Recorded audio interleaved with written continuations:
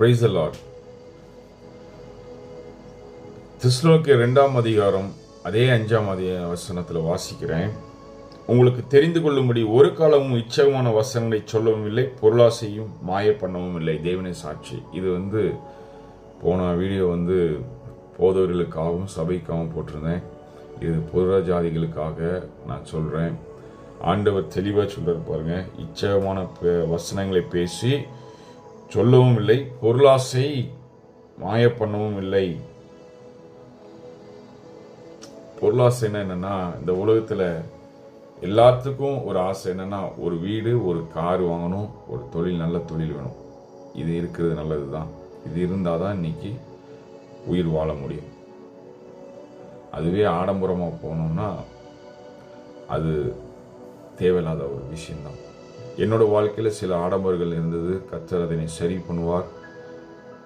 அதை சரி செய்ய ஒப்பு கொடுத்திருக்கிறேன். ஆடம்பர வாழ்க்கை ஆண்டவரிடத்தில் கேட்பது அது தேவன் கொடுக்குற ஒரு வழிவாசல் தான்.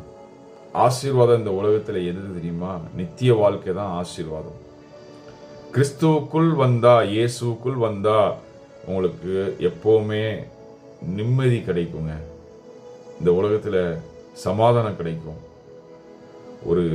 எவ்வளோ பிரச்சனை இருக்கட்டும், என்ன பாடுகள் இருக்கட்டும், உங்களுக்கு இன்னைக்கு நிறைய பேர் எத்தனையோ பிரச்சனைகளை மாட்டி கொண்டு இருப்பீங்க. அது என்ன பிரச்சனையான இருக்கலாம், அது எனக்கு தெரியாது. உங்களுக்கும் கடவுளுக்குள்ளது. நீங்கள் தனிமையில் கண்ணீர் வடித்து கொண்டு இருக்கலாம். எனக்கு உதவி செய்ய யாருமே இல்லைங்க. நீங்கள் ஒரு சூழ்நிலையில் எல்லாருனாலும் கைவிடப்பட்டிருப்பீங்க. ஒருவர்னாலையும் கைவிடப்பட்டிருப்பீங்க. ரொம்ப நேசிக்கிறவர்களால கைவிடப்பட்டிருப்பீங்க. ஆனால் ஆண்டவர் சொல்கிறேன், நான் உங்களை நேசிக்கிறேன். உங்களுக்காக மரித்தேன், உயிர் தெழுந்தேன்.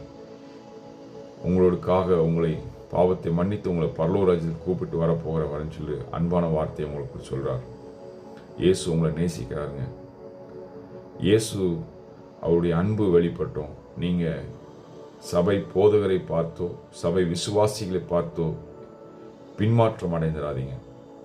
ஒருவேளை இயேசு உங்களுக்கு பிடிக்குமானா வசனத்தை எடுத்து, புதிய ஏற்பாடு வசனத்தை எடுத்து வாசிக்க ஆரம்பிங்க. முதல் 4 சப்ஜெக்ட் ஆண்டவர் அழகாக உங்க கூட பேசுவார். அதுக்கு பேர் பவுல் பேசுவார். நிறைய காரியங்கள் இருக்கு. இயேசு சீக்கிரம் வரப்போறார். மனம் திரும்புங்க. அழைக்கப்பட்டவர்கள் அநேகர், தெரிந்து கொள்ளப்பட்டோ சிலர். வாய்ப்பு எல்லாத்துக்கும் கொடுக்கப்படுகிறது. ஆனால் எல்லாரும் அதை ஏற்றுக்கொள்ளவில்லை. அதனால இயேசு சீக்கிரம் வரப்போகிறார். மனம் திரும்புங்கள். கர்த்தர் உங்களை ஆசீர்வதிப்பாராக. ஆமென்.